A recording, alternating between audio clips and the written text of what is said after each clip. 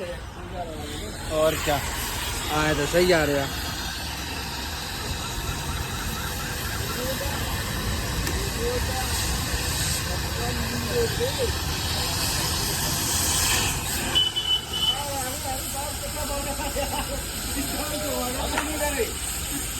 Jacket दिया भाई, jacket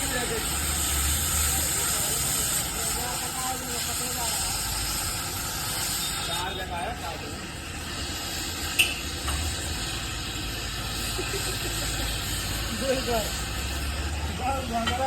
हाँ भर रहे थे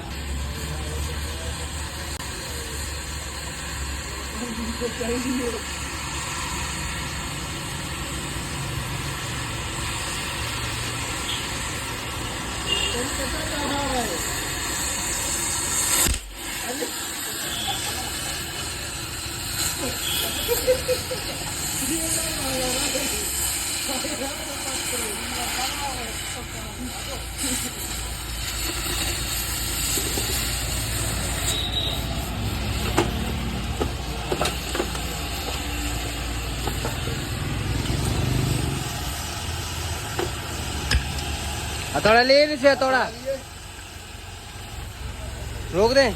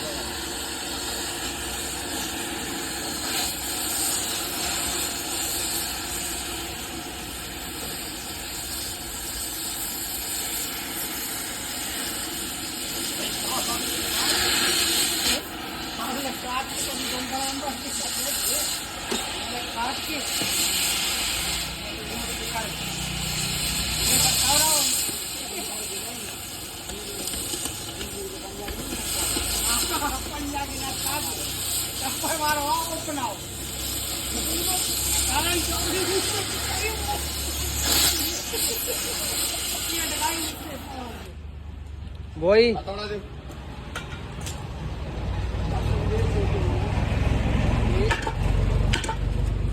अगर इसको निकालने की कोशिश करेंगे ना तो प्रेस पे निकल जाएगा, लेकिन ये तुम्हारा योग मुख सकता होगा। जब नए अदरक डालने के बाद तो इसे लाख नहीं दिखा पाओ।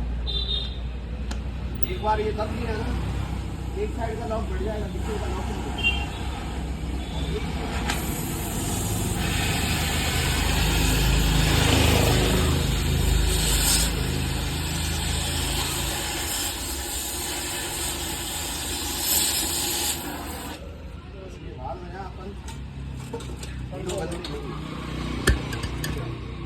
चलो हो गई तैयारी उसकी। अब तुम एक उसमें पिन बनाओ जो फ्राई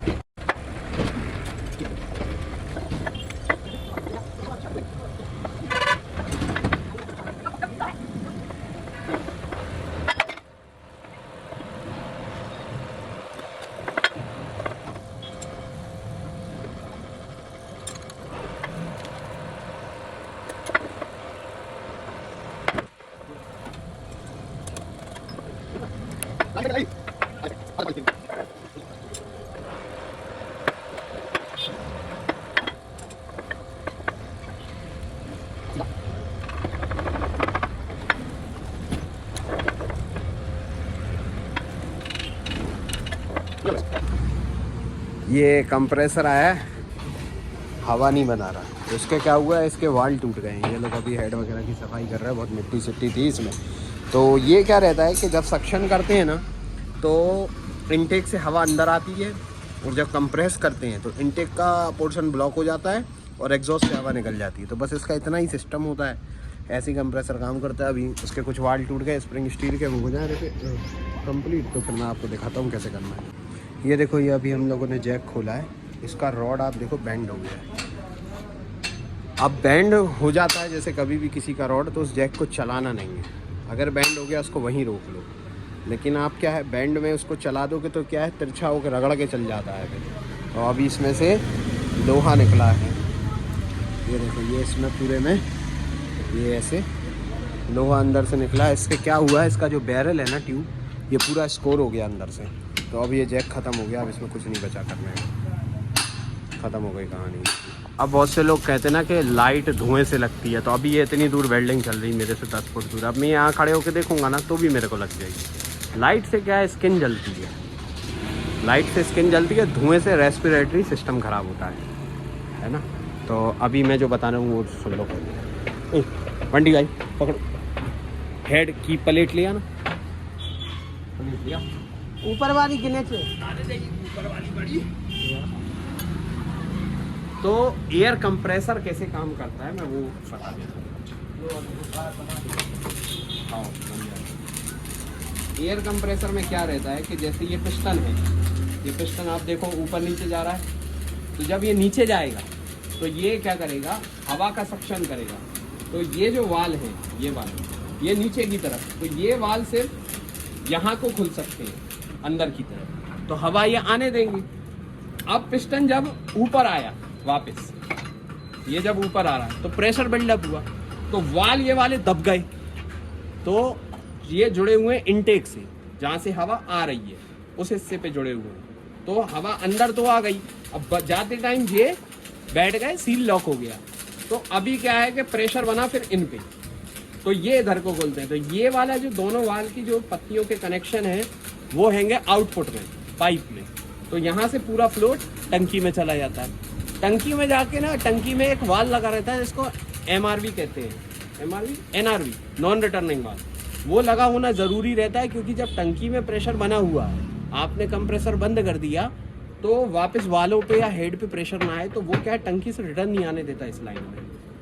तो बस इतना सा सिस्टम होता है। 2 तरीके के वाल होते हैं, 1 वे होते हैं, और एक का फ्लो इस तरफ होता है और एक का इस तरफ होता है, ज़्यादा कुछ इसमें कंप्रेसर में होता नहीं। अभी ये 2 स्टेज का है, एक स्टेज कंप्रेस करके छोटी वाली स्टेज में भेजेगी, फिर यहाँ से और कंप्रेस होके फिर टैंक में जाएगा। और किसी में 2 स्टेज नहीं रहता, डबल सिलेंडर होते हैं, दोनों सिलेंडर डायरेक्ट टंकी में प्रेशर भेजते हैं, लेकिन ये 2 स्टेज है। फर्स्ट स्टेज से कंप्रेस होकर सेकंड स्टेज में जाएगा, फिर सेकंड स्टेज से निकल के फिर टंकी में जाएगा।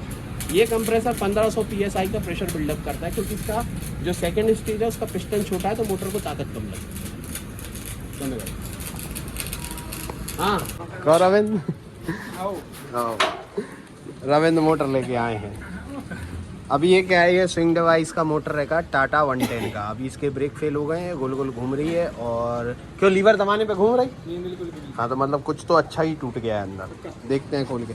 पंडी भाई, ये इसके 4 ऑयलिंग की बोल्ट खोलो बड़े वाले, इसके हेड में प्रॉब्लम हुई होगी। सीधा बैलेंस करके उठाओ, बिल्कुल सीधा, बिल्कुल सीधा, आराम से, बिल्कुल सीधा। स्प्रिंग होते हैं, हाँ, हल्का हल्का डमक डमक करके उठाओ, हाँ ऐसे उठाओ, बस। टायर लीवर फंसा लो, हाँ, पेचकस लेके आओ, पीला, हाँ चलो निकल गया। चलो आराम से पलटा लो, उल्टा कर लो, हाँ ऐसा रखो इधर, ये हो गया ठीक है।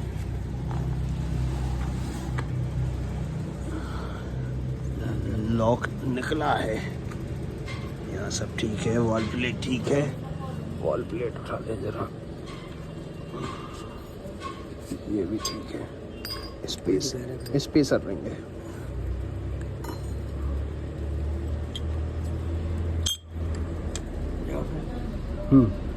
हाँ, वो नहीं उठाओ, वो दो हमें हवा का पाइप गन, हटो हटो।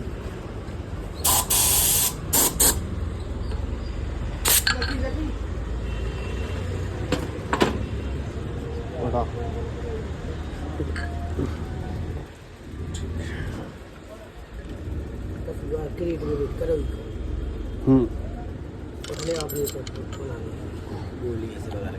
वो तो कारतूस हैं उसके।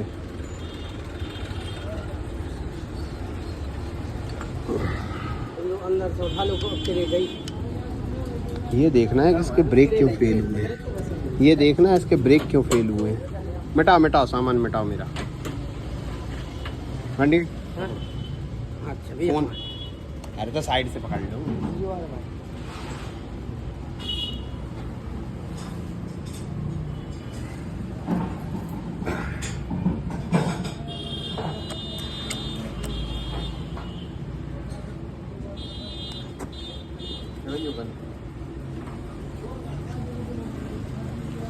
ये साला फंस जाता है हर बार।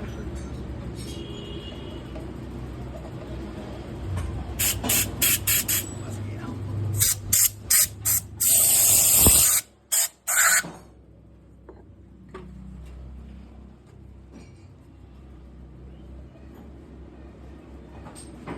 पीला पेचकस ले रहा भैया।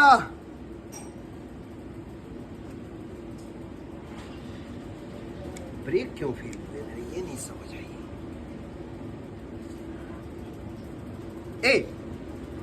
एक मिनट, स्प्रिंग नहीं निकले एक भी? नहीं। स्प्रिंग कहाँ है? आप बंदा खोली नहीं ना, वो थोड़ी खोली है। तो तुम जैसे लीवर रोकते थे तो खड़ी हो जाती थी कि थोड़ी सी रुक के खड़ी होती थी? स्प्रिंग तो है ही नहीं है इसमें। वही मैं कहता स्प्रिंग निकल दे, मैंने कहा अंदर होंगे तो फिर ब्रेक कौन दबा के रखेगा? कोई नहीं दबा के रखेगा। ये तो उस्तादी करी कोई ने। वो पता अभी तक काय से रुकती रही, वो अभी इसलिए रुकती रही कि मोटर ब्रेक मारती थी, मतलब पिस्टन आयल से लॉक हो जाते थे तो रुक जाती थी। हाँ 1000 रुपए। हाँ भाई उसमें बहुत मेहनत हो गई, कल से लगे हुए साला। हाँ ठीक है। ये फेल पता क्यों हुआ? दांते टूट गए। हाँ तो फेल हो गई, फेल हो गई ब्रेक। और जबकि खड़ी गाड़ी में स्प्रिंग रोकती है। अरे हम बता रहे क्या हुआ इस मशीन में। इस मशीन की मोटर है कमजोर, तो ये घूमती नहीं थी। तो इसके एक बार कोई मैकेनिक आया था, उसने इसके कुछ स्प्रिंग कम करी थी। अबे वो आप मोन हुआ तो का स्विंग मोटर खोली थी। कौन ने खोली थी? अब मुसीबत जे अपन ने सारे स्प्रिंग डाल दिए तो अब पहले पड़ाओ। और एक काम करते हैं, अपन भी बिना स्प्रिंग के फिट करते हैं और क्या है, क्योंकि मोटर कमजोर है, वो बात तो है, रोटर कटा हुआ है। ठीक है। अभी अपन ने अगर इसमें स्प्रिंग डाल दिए, ताकत कैसी मार रही मशीन? बिल्कुल नहीं मारा, पाइप छुटाने लगा तो पाइप ताकत नहीं मार रही ना। हाँ तो प्रेशर कम है, ब्रेक रिलीज नहीं होगा। अपने को भी बिना स्प्रिंग के फिट करनी पड़ेगी। और क्या, आप जैसी चल रही है वैसी चलने दें, क्यों अभी नई मुसीबत मोल ले लेंगे अपन, है ना। अपन गियर असेंबली अकेली डाल दे रहे। ठीक है, मैं उनको बता दे रहा हूँ। गियर असेंबली कौन जा जे नीचे वाला प्लेनेटरी गियर असेंबली ये डाल दे रहे, बस तुम्हारी चालू हो जाएगी मशीन। भैया से बात करो मैं। जाओ। हेलो, हाँ जाओ बोलो। अभी इसका गैसकेट फट गया ना, तो अभी हम लोग ऑयल पेपर से नया बना रहे हैं। तो अभी इसमें क्या करेंगे, तो ये पैटर्न है, इस पर हम लगाएंगे तेल लगाएंगे। तेल से क्या रहेगा, हम जब पेपर पे रखेंगे ना तो इसका इम्प्रेशन आ जाएगा। तो फिर मेरे को पता रहेगा कि मेरे को कहाँ से, अच्छा ज़्यादा नहीं रहना चाहिए, उतना ही रहना चाहिए, हल्का फुल्का, नहीं तो क्या है फैल जाता है। ये हमने रखा इस पर, और इसको थोड़ा सा साइड में इधर उधर ले लेते हैं ताकि सब जगह इम्प्रेशन इसका आ जाए। ये लगभग, ये देखो ये इम्प्रेशन इस पर आ गया। अब इससे क्या करेंगे हम, बाहर का हम इसका काट लेंगे।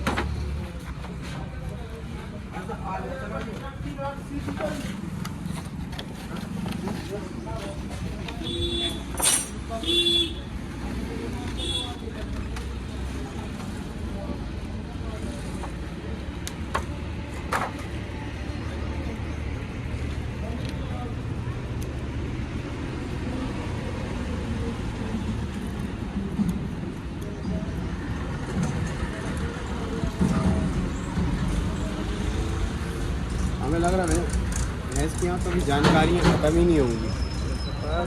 क्या क्या बता। अब जैसे ये हो गया, अब अंदर के पैटर्न के लिए पता क्या करेंगे, अंदर के पैटर्न के लिए हम इसको इस पे रख के, बंडी भाई पाना देना, कोई सा भी दे दो।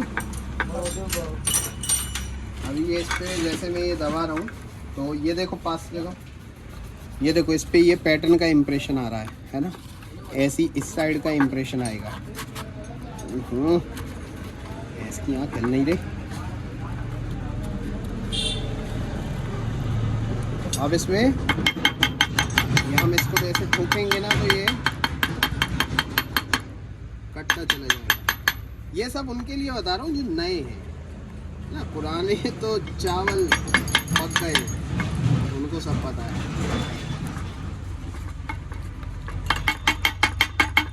ये गोलाई वाले हिस्सों पे मैं इससे कर रहा हूँ क्योंकि वहाँ कैंची नहीं चल पाएगी ढंग से। सीधे वालों को तो मैं कैंची से काट लूँगा।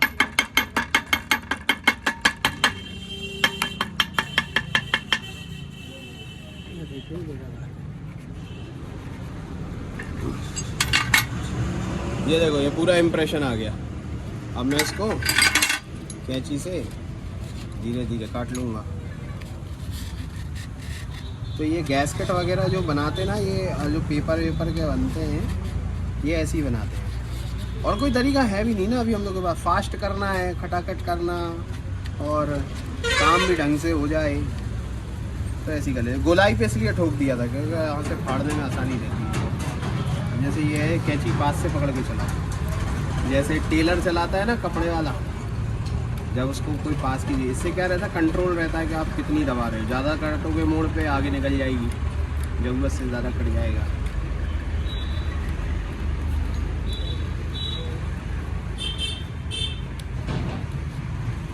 सिखाने को क्या क्या है साला सिखाए तो क्या क्या सिखाए, क्या क्या दिखाएं।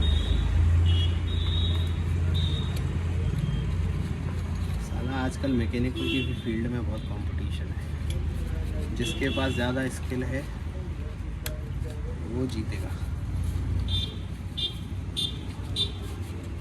ये फर में काटना ना मैंने अपने पापा से सीखा था। वो बनाते थे पहले, क्योंकि पहले जो एना बॉन्ड वेना बॉन्ड कहाँ चलती थी, आरटीवी गैस्केट ये सीलेंट वीलेंट चलते थे। एक आती थी ले दे के सैलाक जैसे कहते थे, हेड पे लगती थी। हमने कहा सीखो तो लंबी हो रही वीडियो बंद है, बनाओ लंबी हो रही।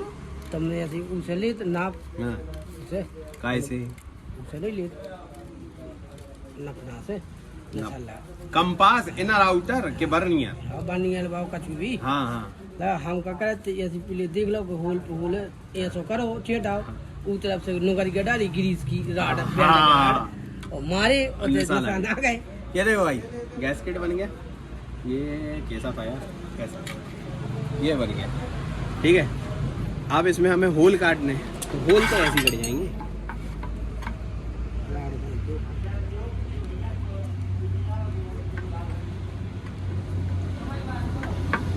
एक कट गया। अब क्या, अब हिलने नहीं देना, हिला और काम खराब।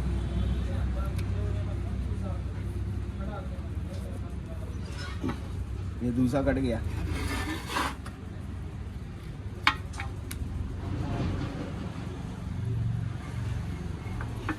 ये तीसरा कट गया।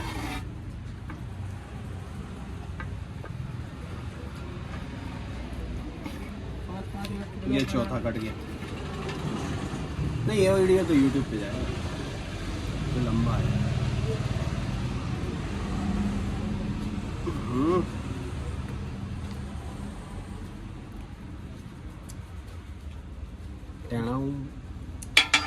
ये आपका गैस्केट रेडी हो गया। ठीक है, चलो। ये अभी अपने पास टाटा का काउंटर गियर आया था। तो इसमें क्या होता है कि जो गियर होते हैं वो प्रेस फिट होते हैं। तो एक गियर इसमें फ्री हो गया था। देखो मैं रिकमेंड नहीं करूँगा इस तरीके का काम, लेकिन लोग करवाते हैं तो हम कर देते हैं क्योंकि हमें तो पैसा कमाना है। ठीक है, तो अपन तो काम पैसे के लिए करते हैं। अभी ये वाले गियर हमने प्रेस पे निकाल लिए हैं। तो ये क्या रहता है, सारे प्रेस फिट रहते हैं, इसमें कोई भी चाबी वगैरह लॉक नहीं रहता है। वेल्डिंग कर ली, ठीक है। अब हम इसको लेथ मशीन पे अपनी किर्लोस्कर पे टर्निंग करेंगे। चलो प्रभात चढ़ो लेथ पे, हटाओ ये गियर वेयर हटाओ बेटा, थोड़ा थोड़ा ये पूरा क्लियर कर लो टेबल। वो सनी आ रहा है तो वो काउंटर गियर वगैरह फंसाएगा तो मैं इसकी फिटिंग चालू करूँ, है ना। इसका बूम नहीं आया टाटा अटैची का, एस के लिए इलेक्ट्रीशियन नहीं आया। चलो, अरे हाँ यार फोन, इलेक्ट्रीशियन को फ़ोन लगा के बोल दो। ये गियर हमने अभी इंटरनल पॉलिश कर लिया। इसका जो साइज़ आ रहा है 52.60 आ रहा है। तो जो हम शाफ्ट का साइज़ बनाएंगे 52.70 के आसपास बनाएंगे। 10 100 का हम इसमें टाइटनेस रखेंगे। तो अभी जो साइड आ गया है पहले कटना वो अभी क्या आया है। तो भाई वेल्डिंग में भी अंडर कट आ रहे हैं भाई। अभी आ रहा है 53.5।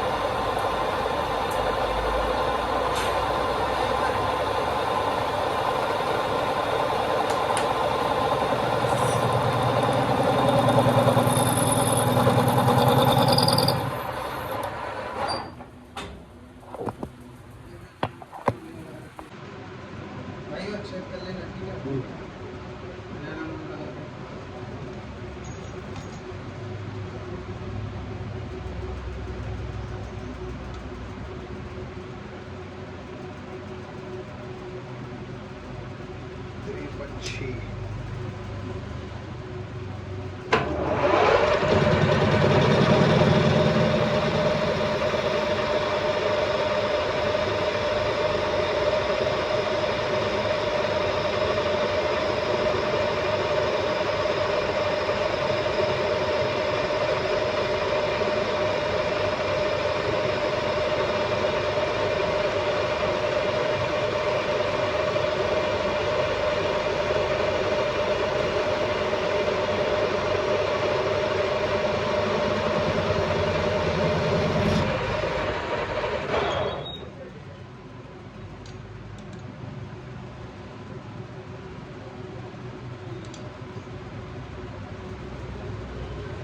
तिरपन।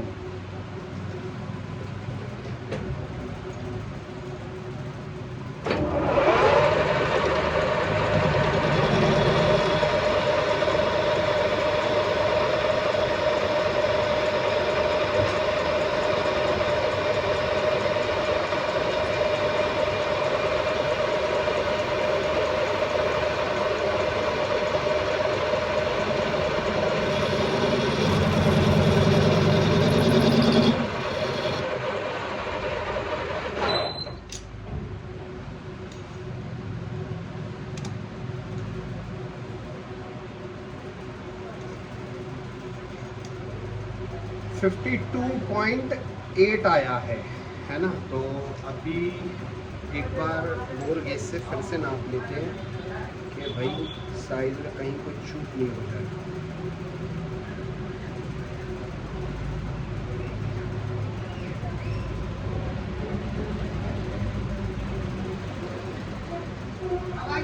हाँ भाई आज पेपर की जा तो हेड की हुई है, ई की कह रहा है जा सिलेंडर की ब्लॉक की आओ हैं आओ ई की बनाओ। जी आ रहा है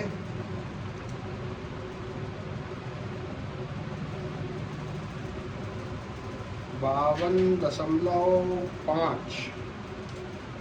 ये आ रहा है 52.8। तो 1500 का टाइटनेस रख लेते हैं।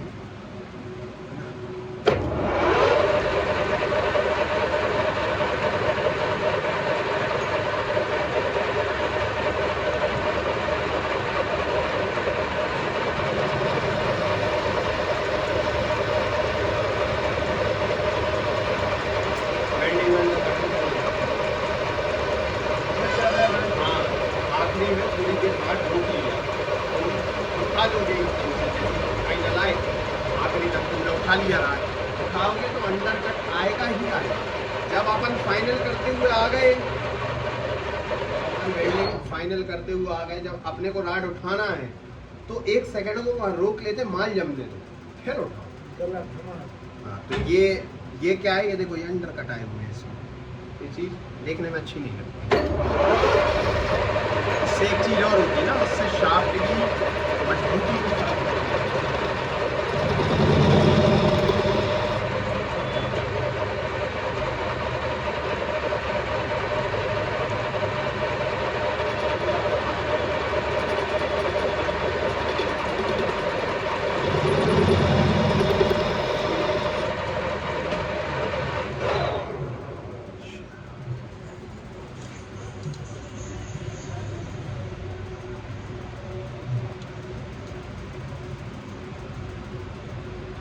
ये अभी है 52-75।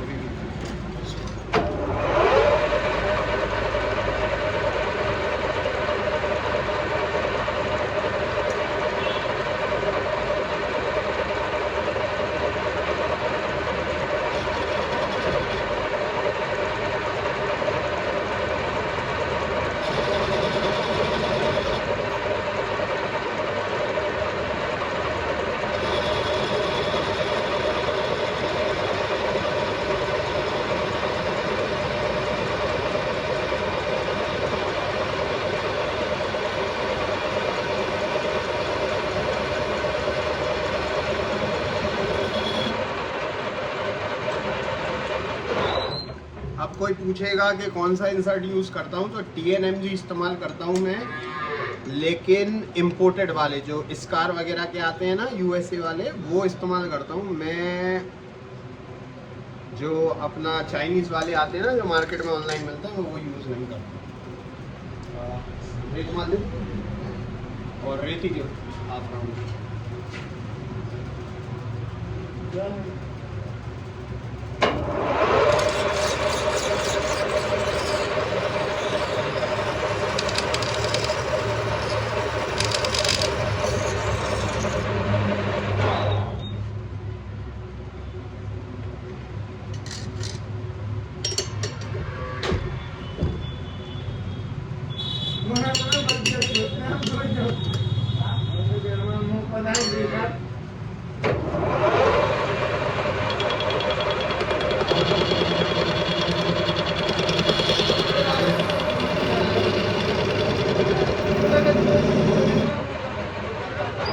ये देखा तो यहीं से वे तुम्हें देख रहा है।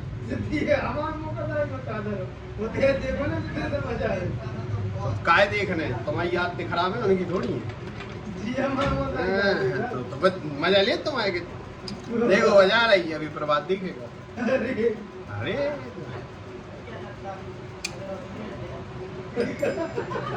चलो उतारो शाफ्ट।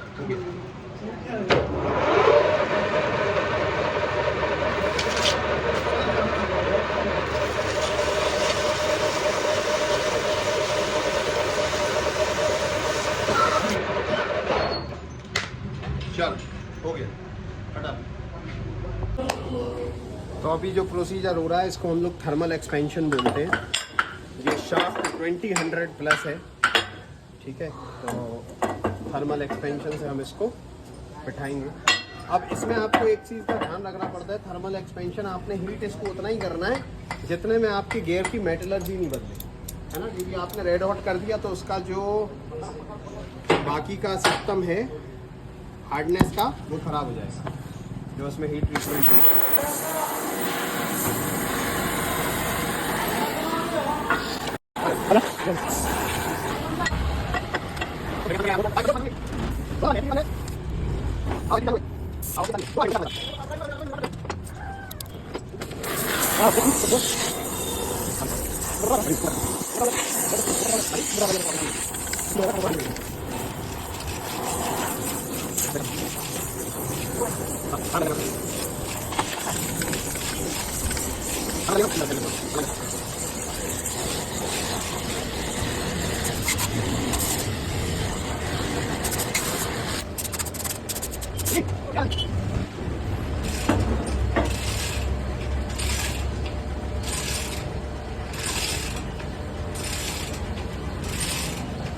ठीक है, इसका जो टेम्परेचर है ना, ये 500 डिग्री से ऊपर नहीं आना चाहिए। तो अभी देखो कितना आ रहा है, 450 के आसपास आ रहा है।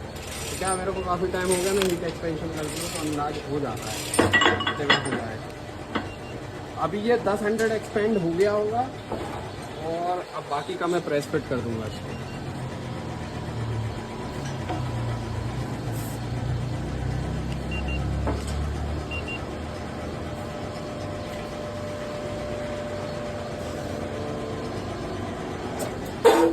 हाँ तो 104 बता रही है।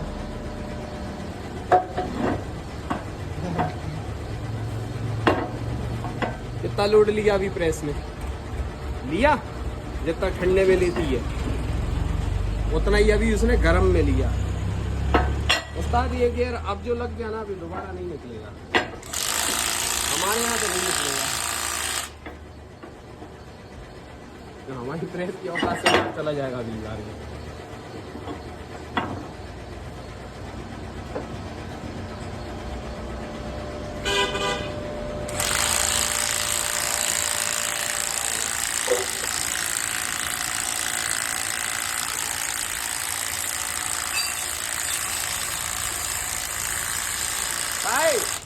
प्लेट गिरी तो नहीं थी? हाँ, नहीं तो तुम जबरदस्त कस दो और फिल्म बन जाएगी। डालो गया कैसे तुमने निकाला? हमने नहीं निकाला। उनमें से तुमने नहीं निकाला?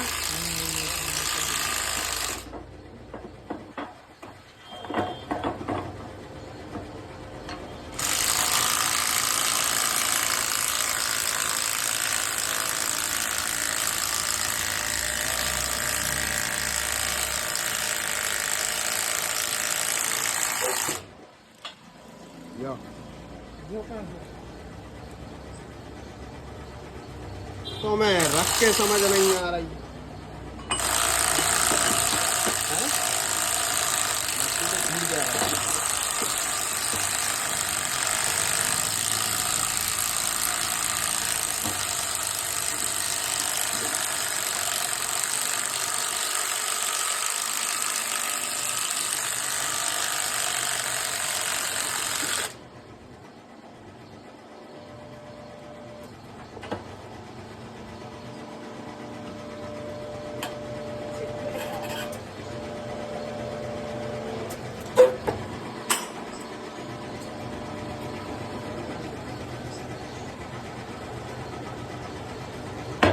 बेरिंग।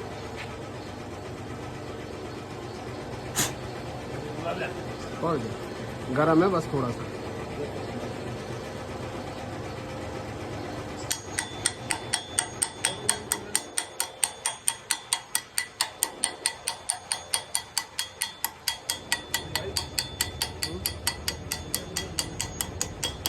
है 600 रुपये।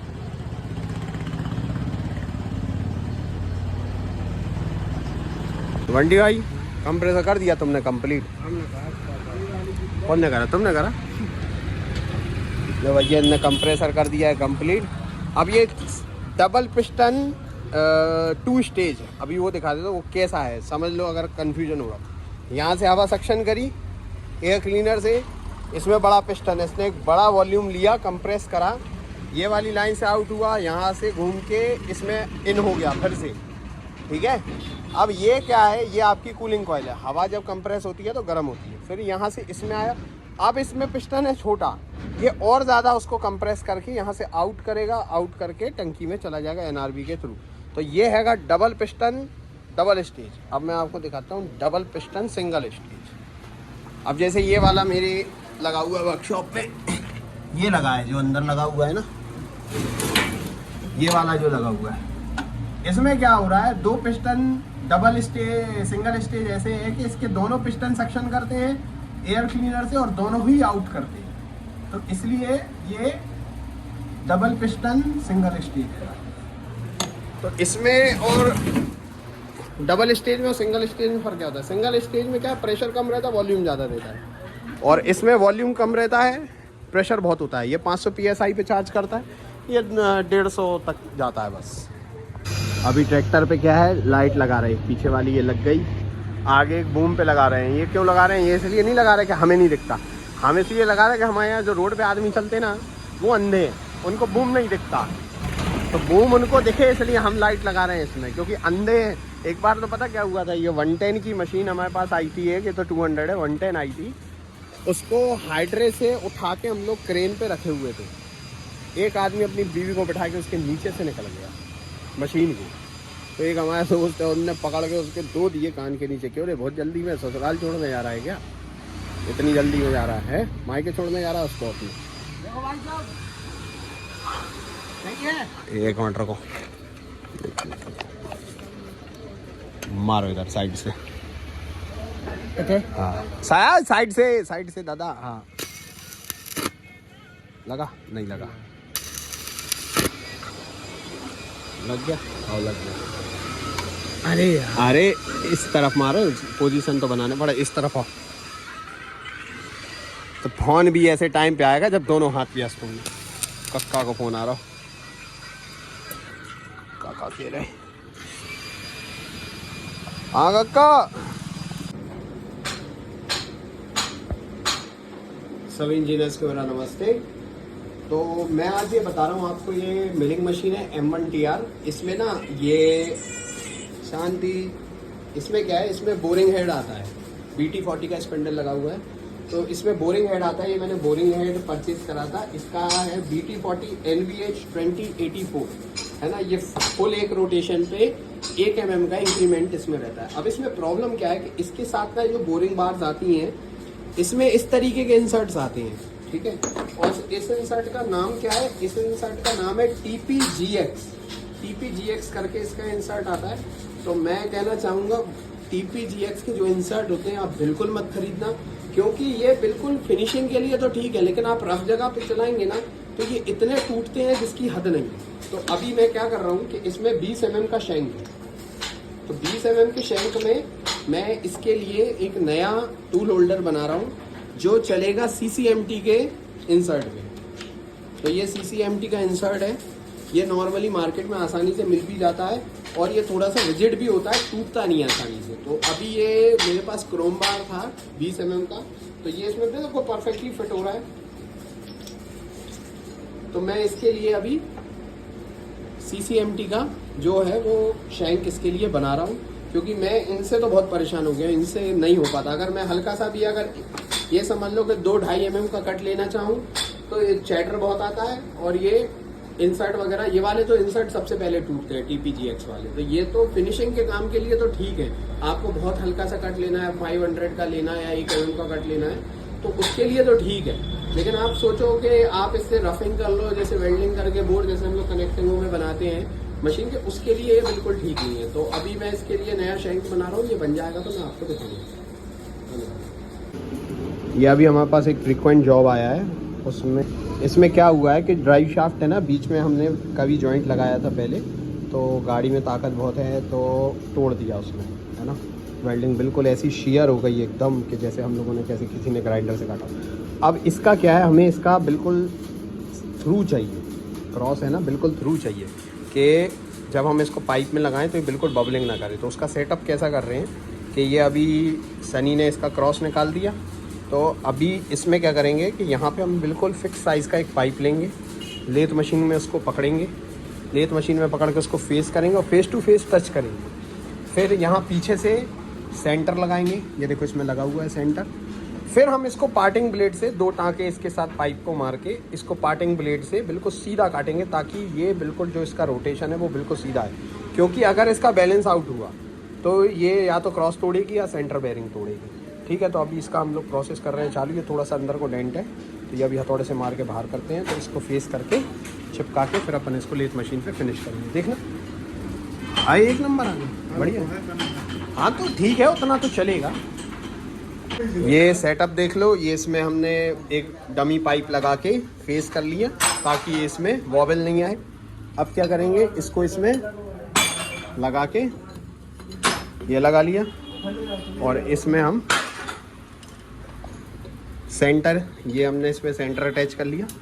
तो ये आप देखो, ये देखो, ये ऑटोमेटिक सेंटर आएगा, ये देखो ये ऊपर उठ गया, तो ये अब बिल्कुल सेंटर आ गया। तो इससे क्या होगा कि हमारा जो कटिंग फेस है ना वो बिल्कुल पैरेलल आएगा, पैरेलल नहीं सॉरी परपेंडिकुलर आएगा शाफ्ट के। तो उससे क्या रहेगा कि इसमें हमारा वॉबल नहीं आएगा जब हम इसको नई शाफ्ट में लगाएंगे, और काम काफ़ी इजीली अच्छे तरीके से हो जाएगा। ये देखो, ये अभी हमने इसको बिल्कुल क्रॉस हो निकाल लिया हमने, जिंदा, हाँ जिंदा क्रॉस निकाल लिया। अब सुबह आए भाई साहब, वे कह रहे क्रॉस घनों से नहीं हिल रहा, गैस कटर से काट के निकाल रहे प्रेस पे, उसकी गोटियाँ निकली फाड़ फाड़ करके, बिल्कुल फायर करके। अब उनसे बोल रहे भाई साहब, उनसे हमसे पूछा कितने लगेंगे क्रॉस चेंज करने का, 500 रुपये। अब वो कह रहा 500 रुपये यार बहुत है। मैं कहा गाड़ी कितने की है तुम्हारी? अजीब बात करते हैं आदमी। मैं कहा 100 रुपये में बदलवा तो रही थी, वो निकला नहीं है, ठीक है लगा पार्टी में लगा।